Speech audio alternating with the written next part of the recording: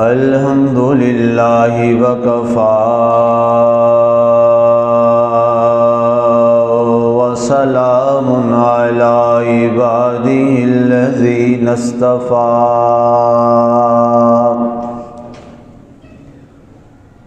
خصوصا علی سید ولد آدم محمد المصطفى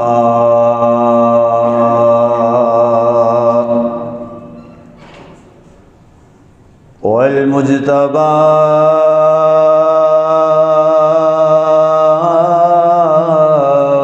والمرتضى على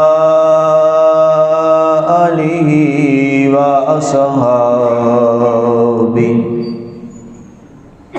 وأصحابه لنا مقتدى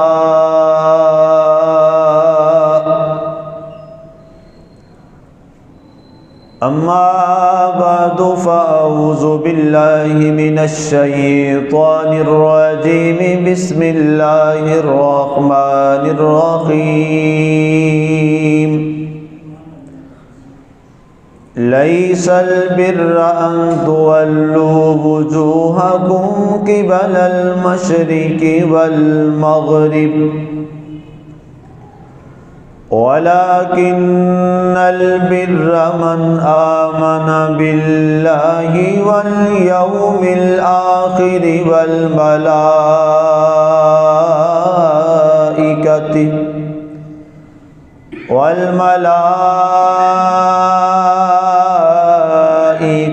والكتاب والنبيين.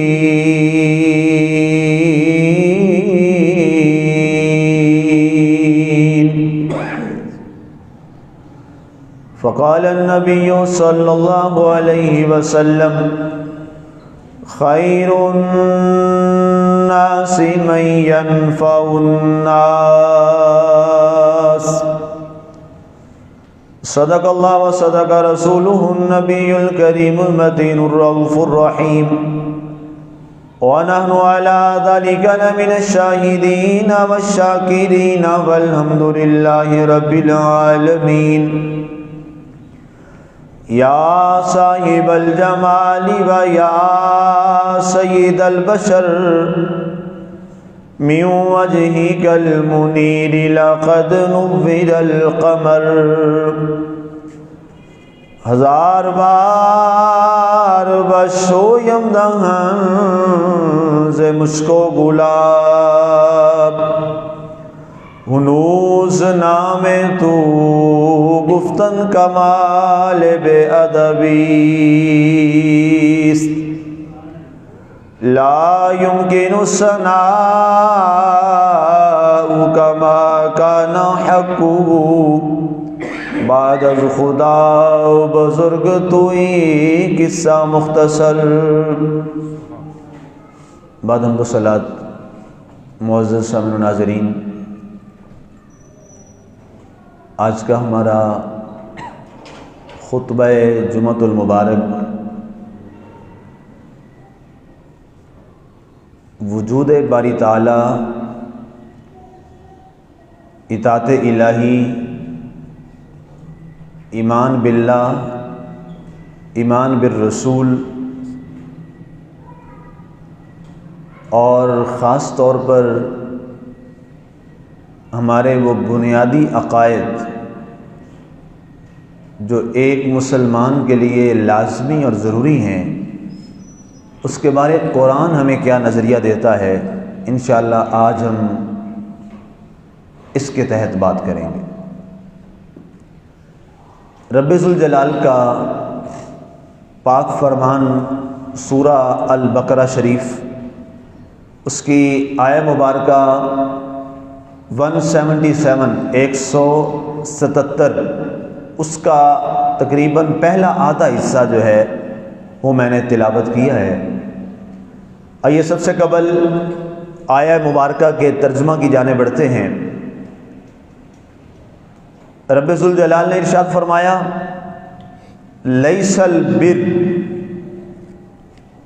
نیکی یہ نہیں ہے ان تولوا وجوہکم قبل المشرق والمغرب کہ تم اپنے چہروں کو مشرق یا مغرب کی جانب پھیر لو، ولیکن البر، لیکن نیکی یہ ہے من آمن باللہ، جو شخص اللہ پر ایمان لے آئے،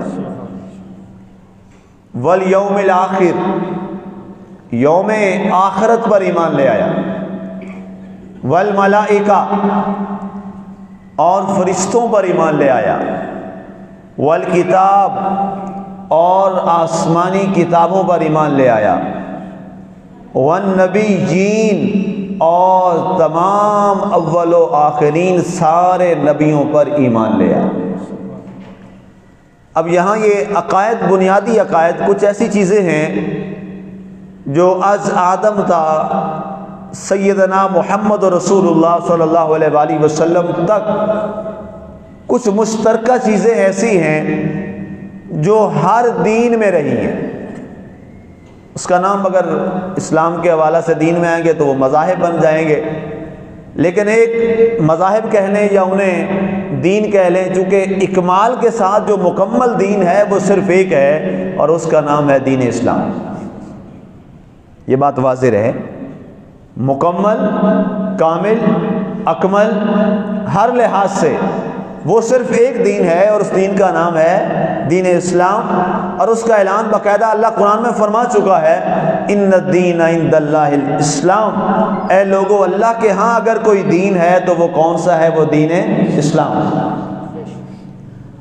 اب لیکن باقی تمام ظاہر نبوت بھی اللہ کی طرف سے ہے، رسالت بھی اللہ کی طرف سے ہے، ادیان بھی اللہ کی طرف سے ہیں، مذاہب بھی جو جس دور میں آتے رہے وہ سارے اللہ کی طرف سے ہیں، لیکن ان تمام پر اللہ تعالیٰ نے جس کو برتری اور فوقیت اور مقام دیا ہے، فرمایا وہ کون سا دین ہے؟ وہ دین اسلام ہے۔ لیکن جو میں نے عرض کیا کہ کچھ مشترکہ چیزیں ہیں۔ نمبر ایک، سب سے پہلی چیز جس کا یہاں قرآن نے بھی ذکر کیا وہ کیا ہے؟ آمن باللہ، اللہ کی ذات پر ایمان لے آنا۔ یہ پہلی ایسی چیز ہے جو سارے انبیاء اور رسولوں میں مشترکہ رہی ہے۔ توحید وہ بنیادی چیز ہے، اللہ کو وحدہ لا شریک ماننا، توحید الہی یہ وہ بنیادی چیز ہے کہ جس کو از اول تا آخر ماننا ہر ایک دین کا، ہر ایک مذہب کا لازمی جزو رہا ہے۔ جو بھی نبی آئے انہوں نے سب سے پہلا اعلان کیا کیا؟ فَاشْهَدُوا أَن لَا إِلَٰهَ إِلَّا اللَّهُ۔ یہ مشترکہ اعلان ہے، یہ مشترکہ جملہ ہے جو سارے مذاہب میں رہا ہے کہ یہ گواہی دو کہ اللہ کے سوا کوئی عبادت کے لائق نہیں ہے، چاہے وہ یہود ہوں، چاہے وہ نصارہ ہوں، چاہے اس کے علاوہ کوئی اور قومیں آئیں، کیونکہ یہ دنیا میں بڑے دو مذاہب ہیں اس وقت، جو بڑے دو مذاہب ہیں وہ یہود و نصارہ ہیں، چونکہ وہ اہل کتاب بھی ہیں اور ان کے پاس کتاب بھی آئی اور ان کے پاس صاحب کتاب رسول بھی آیا، تو اس لیے عام طور پر جب نام لیا جاتا ہے تو ان دو کا نام لیا جاتا ہے، لیکن اس کے علاوہ بھی ظاہر ہے اور بھی اقوام ہیں اس دنیا میں جو آئی تھی، لیکن یہ دو کا مین جو نام آیا میں نے عرض کر دیا۔ تو سب کے ہاں جو ایک مشترکہ چیز ہے وہ کیا ہے؟ فَاشْهَدُوا أَن لَا إِلَٰهَ إِلَّا اللَّهُ، یہ گواہی دو کہ اللہ کے سوا کوئی عبادت کے لائق نہیں ہے۔ اور یہی اعلان سرکار دو عالم صلی اللہ علیہ وآلہ وسلم نے فرمایا جب آپ تشریف لے آئے۔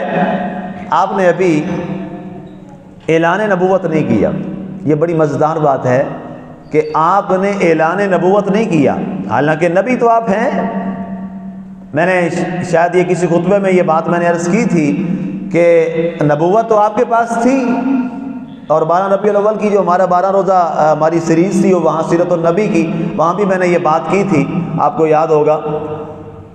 بنیادی بات تو یہ ہے کہ اللہ کے سوا کوئی عبادت کے لائق نہیں ہے، اور اس کے بعد سرکار جب تشریف لے آئے آپ کو اللہ نے پیدائش کے وقت نہیں بلکہ پیدائش سے پہلے بھی اللہ نے آپ کو نبی بنا رکھا تھا۔ یہ بات یہ ذہن نشین رہے اس کو ملا دیا جاتا ہے کہ آپ نے جی آ کر نبوت آپ کو ملی 40 سال کی عمر میں، یہ جملہ ہی غلط ہے کہ آپ کو نبوت ملی 40 سال کی عمر میں، یہ جملہ ہی غلط ہے سراسر۔ کئی جگہ یہ لکھا ہوا بھی ملتا ہے، کئی جگہ سننے کو بھی یہ بات مل جاتی ہے کہ جی آپ کو 40 سال کی عمر میں نبوت دی گئی۔ یہ جملہ بالکل غلط ہے، غلط ہے، غلط ہے۔ اللہ تعالیٰ کے رسول صلی اللہ علیہ وسلم کیا فرماتے ہیں؟ آپ فرماتے ہیں کنتُ نبیًّا وآدمُ بین الماء والطین، اور لوگوں میں تو اس وقت بھی نبی تھا جب ابھی آدم علیہ السلام بھی پیدا نہیں ہوئے تھے۔ تو یہ کہنا کہ 40 سال میں نبوت ملی، نہیں، یہ جملہ غلط ہے۔ 40 سال میں نبوت نہیں ملی، سرکار جب پیدا ہوئے تھے تو نبی پیدا ہوئے تھے، جب سرکار پیدا ہوئے تو رسول پیدا ہوئے، نبی پیدا ہوئے۔ آمنہ، سیدہ آمنہ سلام اللہ علیہا کے شکم عطر سے جو باہر تشریف لائے وہ اللہ کے نبی تھے، جو باہر تشریف لائے وہ اللہ کے رسول تھے، وہ خاتم الانبیاء تھے، وہ خاتم المرسلین تھے۔ تو آپ کا یہ جملہ کہ جناب پھر یہ کیا کہا جائے کہ 40 سال کی عمر میں آپ نے پھر کیا کیا؟ یاد رکھیے 40 سال کی عمر میں آپ نے اعلان فرمایا ہے۔ کیا فرمایا ہے؟ اعلان فرمایا ہے۔ یہ بہت غلط الامام ہو چکا ہے، اس غلطی کو ہم نے درست کرنا ہے کہ 40 سال میں نبوت نہیں ملی، بلکہ نبوت تو آپ پیدائشی طور پہ آپ کے پاس نبوت بھی تھی، رسالت بھی تھی۔ 40 سال کی عمر میں آپ نے اعلان نبوت کیا۔ اچھا، یہ ایک بڑا کمال اور دلچسپ سوال بھی ہے، دلچسپ بات بھی ہے کہ 40 سال سرکار دو عالم صلی اللہ علیہ وآلہ وسلم نے اپنی نبوت کا اعلان نہیں کیا، لیکن یہ ملتا ہے، سیرت کی کتابوں میں موجود ہے کہ سرکار دو عالم صلی اللہ علیہ وآلہ وسلم غار حرا میں جاتے تھے، اللہ کی وہاں عبادت کرتے تھے۔ اب ایک جملہ ایک جو سیرت نگار نے لکھا ہے وہ جملہ بڑا قابل توجہ ہے۔ انہوں نے کہا کہ چونکہ ابھی عبادات اس انداز میں نہ فرض ہوئی ہیں نہ اعلان نبوت ہوا ہے، جب اعلان نبوت نہیں ہوا تو نماز کہاں کی؟ نماز تو نہیں ہے، اعلان نبوت ہی ابھی نہیں ہوا، وہ تو اعلان نبوت کے بعد جو ہے وہ نماز فرض ہوتی ہے جب آپ معراج سے واپس تشریف لاتے ہیں۔ تو وہاں کیا ہوتا تھا؟ ایک سیرت نگار ابن ہشام نے بڑا خوبصورت جملہ یہاں لکھا ہے اور وہ جملہ واقعی قابل توجہ ہے۔ وہ فرماتے ہیں کہ سرکار دو عالم صلی اللہ علیہ وآلہ وسلم جب اعلان نبوت سے پہلے غار حرا میں تشریف لے جاتے تھے اور آپ کے بارے ہے کہ وہاں آپ اللہ کی عبادت کرتے تھے، وہ عبادت کیا ہے؟ ایک جستجو تھی مجھے کہ وہ دیکھیں تو صحیح، وہ جو عبادت سرکار کرتے تھے وہاں پر وہ عبادت کیا ہے؟ تو انہوں نے بڑی خوبصورت بات لکھی اور اس سوال کا مجھے جواب مل گیا کہ وہاں پر جو آپ عبادت فرماتے تھے وہ تفکرات تھے، اللہ کی قدرت میں غور و خوض تھے۔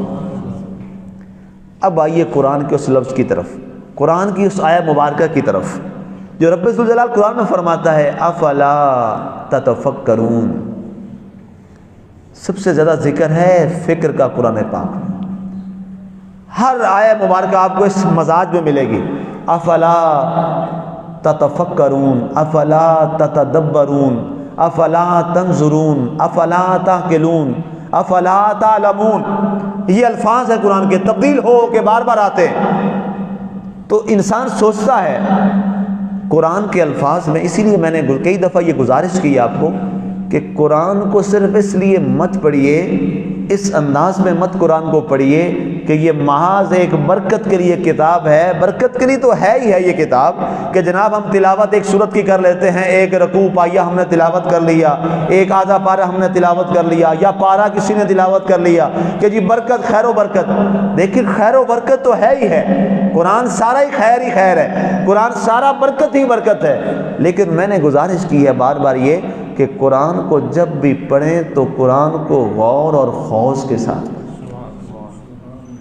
قرآن کے ایک ایک لفظ پہ غور کریں، قرآن کے ایک ایک لفظ پہ غور کریں۔ اور میں آپ کو عرض کروں کہ پہلے بھی آپ قرآن تلاوت کرتے ہیں، میں بار بار یہ دعوت فکر دے چکا ہوں آپ کو، لیکن آج جا کر پھر ایک دفعہ جو آپ نے تلاوت کیا ہوا ہے، جس کو آپ نے ایک بار ترجمے کے ساتھ سرسری پڑھا ہے، آج جا کر اسی آیت کو جو آپ نے ترجمے کے ساتھ پہلے پڑھی ہے اس کو ایک آیت کو ترجمے کے ساتھ پڑھیے گا اور پھر اس کے ترجمے کے اوپر غور شروع کر دیجیے. 1 منٹ غور کریں پھر اس آیت کو پڑھیں. میں یقین سے کہتا ہوں جب آپ دوبارہ ایک ہی آیت، زیادہ آیتیں نہیں، ایک ہی آیت، جب ایک آیت کو آپ دوبارہ پڑھیں گے ترجمے کے بعد، غور و خوض کے بعد پھر پڑھیں گے، آپ کو اللہ اور ذوق عطا فرمائے. اس کے بعد پھر اسی آیت پر ترجمہ پھر اس کا پڑھیں تیسری بار، اور اس پر پھر خاموشی سے آنکھ بند کر کے اس کے لفظوں پر ایک ایک لفظ پہ غور کریں ترجمے میں. جب تیسری بار غور کریں گے آنکھیں بند کر کے پوری توجہ کے ساتھ، میں گارنٹی سے کہتا ہوں تیسری بار آپ کو اللہ ایک اور روشنی عطا فرمائے گا. اس کے بعد پھر غور و خوض کریں، چوتھی بار غور کریں اس پر، پھر اس آیت کے الفاظ کے ترجمے پہ پھر غور کریں، اور پھر اس کائنات کو دیکھیں، پھر اس کائنات کے مزاج کو دیکھیں، اور پھر لفظ قرآنی کی جانب جائیں. پانچویں بار اللہ آپ کو ایک اور نئی علم کی شمع عطا فرمائے گا. یہ وہ چیزیں ہیں جو میرے تجربات ہیں جو آپ سے میں شیئر کر رہا ہوں. یہ کوئی صرف تھیوری نہیں ہے، یہ پریکٹیکل ہے. یہ میں پریکٹیکل آپ سے شیئر کر رہا ہوں.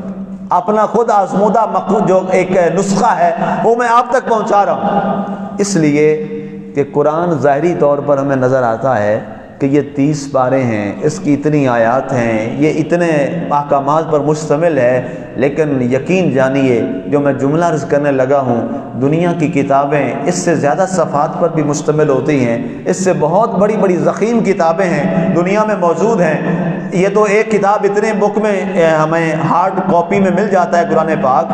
اگر آپ دنیا میں دیکھیں تو جناب اتنے اتنے والیومز میں کتابیں پڑھی ہیں، لیکن ایک زمانے کے بعد اس کتاب کی ویلیو کم پڑ جاتی ہے، اس کتاب کی ضرورت زمانے کو نہیں رہتی، لوگوں کو اس کی ضرورت نہیں رہتی. وہ لائبریری کی بیک والی کسی الماری کی زینت بن جاتی ہے اور جناب وہ بوسیدہ ہو کے پیچھے رہ جاتی ہے. لیکن کیا وجہ ہے کہ یہ ہارڈ کاپی میں بظاہر اتنی ساری کتاب ہے، لیکن 1500 سال گزرنے کے بعد بھی آج پھر بھی سارے زمانے کے سامنے روشن کتاب یہی. میرا جملہ آپ سمجھ گئے. 1500 سال میں کتنی تہذیبیں بدلی، کتنی اقدار بدلی، کتنے مزاج بدلے، کتنے لوگ بدلے، کتنی نسلیں تبدیل ہو گئی، کتنے زمانے کے حالات تبدیل ہو گئے، کتنے زمانے کے تقاضے بدل گئے، کتنے زمانے کے مزاج بدل گئے، کتنے زمانے کے اطوار بدل گئے. لیکن ہر دور میں، ہر اطوار میں، ہر دور میں، ہر زمانے میں جہاں جہاں جو بھی زمانہ چل رہا تھا، ہر زمانے میں جب بھی جس بندے نے بھی قرآن کو اٹھا کر اس سے رہنمائی لینا چاہی، ہر دور میں قرآن نے اس کو رہنمائی عطا فرمائی. چاہے وہ کوئی شخص آج 100 سال پرانا ہمارے پاس بیٹھا ہے، کوئی شخص 100 دن کا پیدا ہوا یہاں موجود ہے، کوئی شخص 100 ماہ کا پیدا یہاں موجود ہے، سب کے سامنے قرآن رکھا ہوا ہے. اور قرآن سے پوچھئے کہ قرآن تو ہمیں بتا، ہماری رہنمائی فرما، ہمیں یہ مسئلہ آ گیا ہے. تو قرآن ہر ایک زمانے کے مزاج رکھنے والے انسان کی رہنمائی فرما رہا ہے. اسی لیے صدیاں بیت گئیں، زمانے بیت گئے، مزاج بدل گئے، ثقافتیں بدل گئیں، ثقافتیں اور تہذیبیں بدل گئیں، لیکن آج بھی قرآن جدت کا خوبصورت علم بردار ہے. جدت کو اب ماڈرن کہہ لیں، آسان لفظ ہو جائے گا، انگلش بچے ہمارے جلدی سمجھ آتے ہیں، اس کو ماڈرن کہہ لیں. آج بھی ماڈرن جو ہمارے ریکوائرمنٹس ہیں، ساری ماڈرن ریکوائرمنٹس کو قرآن پورا کر رہا ہے. اور ساتھ مزے کی بات یہ کہ آج کے بعد اگر پتہ نہیں اب قیامت کب قائم ہونی، اللہ بہتر جانتا ہے، ہمیں تو نہیں معلوم، لیکن میں جملہ بولنے لگا ہوں کہ آج کے 1000 سال بعد بھی، 1000 سال بعد بھی جو موجود ہوں گے وہ بھی اسی قرآن کو پڑھیں گے، اور تب بھی قرآن اسی طرح رہنمائی دے گا جیسے 2021 میں ہمیں رہنمائی دے رہا ہے. اور ہر تہذیب کے لیے یہ برابر ہوگا. اس کی وجہ کیا ہے؟ وہ ابن ہشام کی سیرت کا جملہ جو میں آپ کو عرض کرنے لگا ہوں وہ غور سے سنیے گا. آپ فرماتے ہیں کہ ہمیں یہ بات پہنچی کہ جب سرکار دو عالم صلی اللہ علیہ وسلم، واپس اس بات پہ آپ کو میں لانا چاہتا ہوں کہ سرکار دو عالم صلی اللہ علیہ وآلہ وسلم جب آپ غار حرا میں جاتے تھے آپ کوئی عبادت اور نہیں کرتے تھے۔ کیا عبادت کرتے تھے؟ نظام کائنات میں غور و فکر کرتے تھے۔ یہ بہت بڑا جملہ ہے، نظام کائنات میں غور و فکر کرتے تھے، اللہ تعالیٰ کی مخلوق میں غور و خوض کرتے تھے، نظام کائنات میں غور و خوض کرتے تھے، اور اس کے بعد نظام کائنات میں غور و خوض کرنے کے بعد پھر اللہ تعالیٰ کے رسول صلی اللہ علیہ وآلہ وسلم کو جب اللہ نے حکم فرمایا کہ اے پیارے حبیب صلی اللہ علیہ وآلہ وسلم آئیے اور آ کر اعلان نبوت فرمائیے، اب آپ اعلان فرما دیں، جو نبوت ہم نے آپ کو دی تھی، جو رسالت ہم نے آپ کو دی تھی، آج اس کا اعلان کر دیں۔ تو جب سرکار دو عالم صلی اللہ علیہ وآلہ وسلم اعلان نبوت کرنے کے لیے تشریف لا رہے ہیں صفا پہاڑی پر، تو سرکار صلی اللہ علیہ وآلہ وسلم نے وہاں کسی عبادت کا ذکر نہیں کیا، بلکہ وہاں پر جن باتوں کا ذکر کیا ان کا تعلق بھی ہمارے معاشرے سے، اس کا تعلق بھی ہماری سوسائٹی سے، اس کا تعلق بھی ہمارے غور و فکر سے ہے، اس کا تعلق بھی ہمارے اعمال سے ہے۔ کیا کہا جا رہا ہے؟ لوگوں بتاؤ میں نے کبھی جھوٹ بولا؟ لوگوں بتاؤ کیا میں نے کبھی امانت میں خیانت کی؟ لوگوں بتاؤ کیا میں نے کسی کا حق مارا؟ لوگوں بتاؤ میں نے کسی پہ ظلم کیا؟ لوگوں بتاؤ آج تک میں نے کبھی، تم نے میرے ساتھ اتنا عرصہ گزار لیا ہے 40 سال زندگی کے، اور یہ 40 سال کے بعد آج ہمارے سائیکالوجسٹ یہ بتاتے ہیں کہ 40 سال کی زندگی تک انسان کچے ذہن میں ہوتا ہے، 40 سال تک وہ غلطیاں بھی کرتا ہے، وہ سیکھتا بھی ہے، وہ خطائیں بھی کرتا ہے، جذبات میں بھی آتا ہے، ایموشنز بھی زیادہ عروج پہ ہوتے ہیں، لیکن جب 40 سال کا انسان وہ کراس کر لیتا ہے تو اس کے بعد اس کا ذہن جو ہے وہ مکمل بالغ ہو چکا ہوتا ہے۔ اللہ کا کمال قدرت دیکھیے، اللہ نے وہ جو سال گزارے ہیں نا، وہ 40 سال اپنے نبی کے وہ گزارے ہیں، لوگوں کے درمیان وہ گزروائے ہیں جن کا تعلق ان ایموشنز کے ساتھ ہے، جذبات کے ساتھ ہے، اور ابھی 40 سال مکمل نہیں ہوئے، 40 سال مکمل کروائے، فرمایا تاکہ لوگوں کو بتا دیا جائے کہ جس زمانے میں لوگ نعوذ باللہ غلطیاں بھی کر جاتے ہیں، جذبات میں بھی آ جاتے ہیں، سختیاں بھی کر جاتے ہیں، میرے نبی جب اعلان نبوت کریں گے تو اپنی 40 سالہ زندگی کے کریکٹر کی گواہی لوگوں سے لیں، لوگوں سے پھر گواہی لی، 40 سال کے کریکٹر کی گواہی لوگوں سے لی، خود نہیں لی، لوگوں سے گواہی لی۔ فرمایا لوگوں بتاؤ میرے کریکٹر کی گواہی دو۔ کیا کسی مورخ نے لکھا کہ کوئی ایک شخص بھی ایسا تھا جس نے آپ کے کریکٹر کے خلاف گواہی دی؟ نہیں آپ کو ملے گا۔ کسی ایک سیرت نگار نے بھی، چلے سیرت نگار کے علاوہ چھوڑ دیں، کسی ایک مستشرق نے بھی نہیں لکھا۔ مستشرق کسے کہتے ہیں؟ وہ عیسائی یہودی علماء، عیسائیوں اور یہودیوں کے وہ علماء جو ہمارے دین پر کام کرتے ہیں، ہمارے دین کو وہ سیکھتے ہیں اور پھر اس سے آگے وہ کچھ چیزیں لکھتے ہیں، انہیں مستشرق کہا جاتا ہے۔ اورینٹیلز، مستشرقین، میں نے مستشرقین کی کتابوں کو بالاستیاب دیکھا۔ آج سرچ کا بڑا اچھا طریقہ ہے، آپ نیٹ پہ جائیں، گوگل پہ جائیں، وہاں ہر چیز آپ کو مل جاتی ہے، اس پہ سرچ کریں۔ تو وہاں سرچ کرنے کے بعد بھی میں نے کہا شاید کوئی ایسی چیز رہ گئی ہو جو نیٹ پہ کہیں موجود ہو، گوگل پر کہیں موجود ہو، دنیا میں جدید طریقہ ہے سرچ کا، وہاں پڑھی ہو، لیکن ایک کسی مستشرق کا جملہ مجھے یہ نہیں ملا جس نے حضور صلی اللہ علیہ وآلہ وسلم کے کریکٹر کے بارے میں کوئی یہ جملہ لکھا ہو کہ کسی ایک نے آپ کے کریکٹر لوس ہونے پر کوئی بات کی۔ ایک جملہ نہیں ملا۔ مسلمانوں سے ہٹ کر میں نے عیسائیوں اور یہودیوں کا حوالہ دیا، یہودی علماء کا حوالہ دیا، عیسائی علماء کا حوالہ دیا، مستشرقین کا حوالہ دیا۔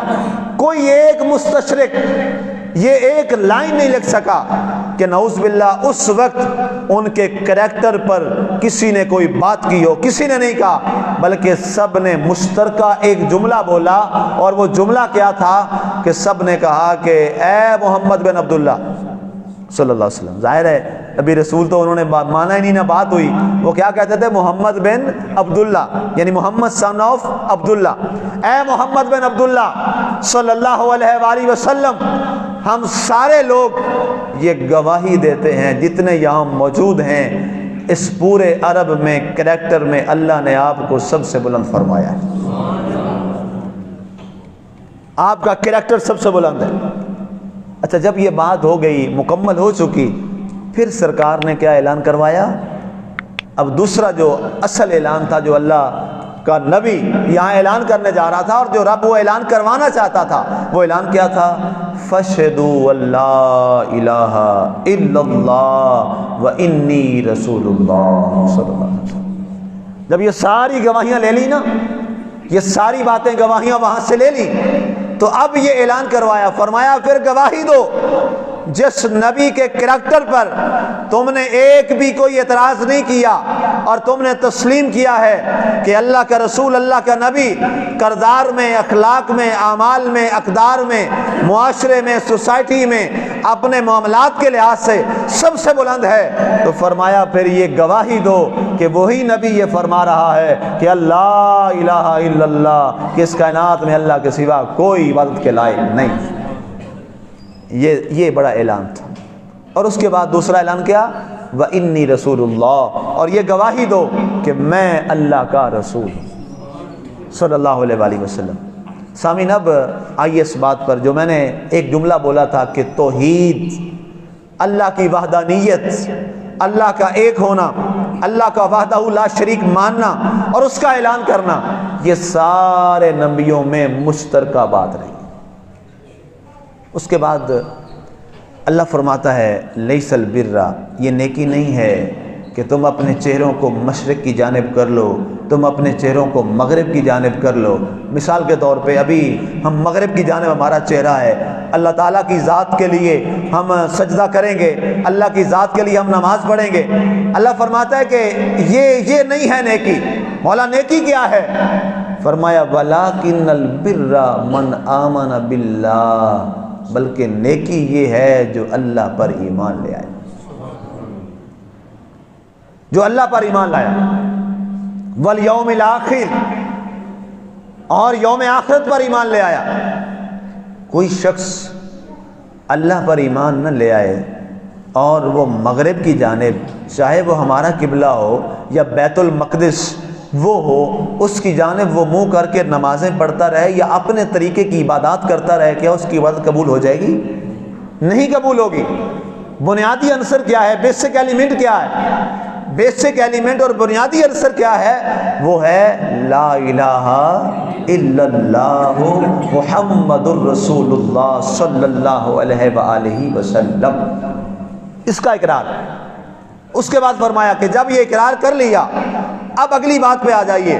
فرمایا اب ایمان اللہ پر جب لے آئے، یوم آخرت پر ایمان لے آئے اور اللہ کے ملائکہ پر ایمان لے آئے، اللہ کی کتابوں پر ایمان لے آئے اور اللہ کے نبیوں پر ایمان لے آئے، فرمایا جب یہ کیٹیگری تمہاری پوری ہو گئی، فرمایا اب جب تم اپنا چہرہ اللہ کے لیے جھکاؤ گے اور سجدے میں جاؤ گے اور چہرہ مغرب کی جانب کرو گے، اب جب سجدہ اور قیام کرو گے، اللہ تمہارے سجدوں کو بھی قبول فرمائے گا، تمہارے قیام کو بھی قبول فرمائے گا۔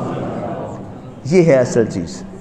اچھا اس کے بعد میں بھی پڑھ رہا تھا قرآن پاک کے الفاظ کی ترتیب دیکھ رہا تھا، میں نے عرض کیا نا کہ قرآن کے الفاظ کو جب آپ پوچھیں گے، جب آپ اس کو پڑھیں گے اور بار بار جب دیکھیں گے، ایک نیا رنگ آپ کو نظر آئے گا۔ اچھا اس کے بعد اللہ نے کیا فرمایا؟ اس کے بعد اللہ فرماتا ہے وَآتَ الْمَالَ، ایک سوال کا جواب ملا مجھے، وَآتَ الْمَالَ عَلَىٰ حُبِّهِ ذَوِي الْقُرْبَىٰ۔ اس کے اگلا جو حصہ ہے نا اسی آیت کا 177 کا، وہ اگلا حصہ یہ ہے وَآتَ الْمَالَ عَلَىٰ حُبِّهِ ذَوِي الْقُرْبَىٰ۔ فرمایا کہ وہی شخص جو اللہ پر ایمان لے کے آ رہا ہے، آخرت پر ایمان لے کے آ رہا ہے، نبیوں پر ایمان لے کے آ رہا ہے، رسولوں پر ایمان لے کے آ رہا ہے، کتابوں پر ایمان لے کے آ رہا ہے، فرشتوں پر ایمان لے کے آ رہا ہے، فرمایا یہ ساری باتیں ہو گئی، لیکن اللہ تعالیٰ نے بھی اس کی بات کو مکمل نہیں فرمایا، اس کا ایمان ابھی مکمل نہیں ہوا، بلکہ کیا فرمایا؟ آگے ایک اور چیز کا ذکر کیا، فرمایا وَآتَ الْمَالَ عَلَىٰ حُبِّهِ۔ فرمایا اگر اللہ تعالیٰ نے جس سوسائٹی کا میں نے ذکر کیا، جس معاشرے کا میں نے ذکر کیا آغاز میں، اللہ کے رسول جاتے تھے غار حرا میں اور آپ تفکرات میں وہاں رہتے تھے، تصورات میں رہتے تھے، تدبرات میں رہتے تھے، غور و خوض اور فکر میں رہتے تھے، اللہ نے اس کو آگے قرآن کی اسی آیت کے اگلے حصے میں بیان کیا، فرمایا یہ ساری باتیں ہو گئیں، لیکن فرمایا وَآتَ الْمَالَ عَلَىٰ حُبِّهِ۔ اس شخص نے کیا کیا؟ اللہ نے اگر اس کو مال دیا تھا اور مال و دولت کی اللہ نے فراوانی دی تھی تو اس نے مال کو جمع نہیں کیا، بلکہ اسی میں سے کچھ مال اس نے اپنے قریبی رشتہ داروں میں اللہ کی رضا کے لیے تقسیم کر دی۔ اب یہ دیکھیے، اسلام، یہاں پر مفسر نے ایک بڑی پیاری بات لکھی ہے، میں بار بار وہ جملہ بھی بولتا ہوں کہ اسلام ایک مکمل ضابطہ حیات ہے۔ اسلام ایک مکمل ضابطہ حیات ہے۔ اسلام نے یہ بتا دیا، نمازیں بتا دی، اسلام نے ایمان باللہ بھی بتا دیا، اسلام نے ایمان بالرسول بھی بتا دیا، اسلام نے ایمان بالملائکہ بھی بتا دیا، اسلام نے ایمان بالکتاب بھی بتا دیا، اسلام نے ایمان بالنبیین بھی بتا دیا، لیکن اس کے باوجود اسلام آگے کیا کہتا ہے؟ وَآتَ الْمَالَ عَلَىٰ حُبِّهِ ذَوِي الْقُرْبَىٰ، فرمایا یہ بھی تمہارے ذہنوں میں بات رہے کہ اللہ نے جو تمہیں مال و زر دیا ہے، اللہ نے جو تمہیں مال و دولت دیا ہے، وہ مال و دولت اللہ کی رضا کے لیے، قرآن کے لفظ کیا ہے؟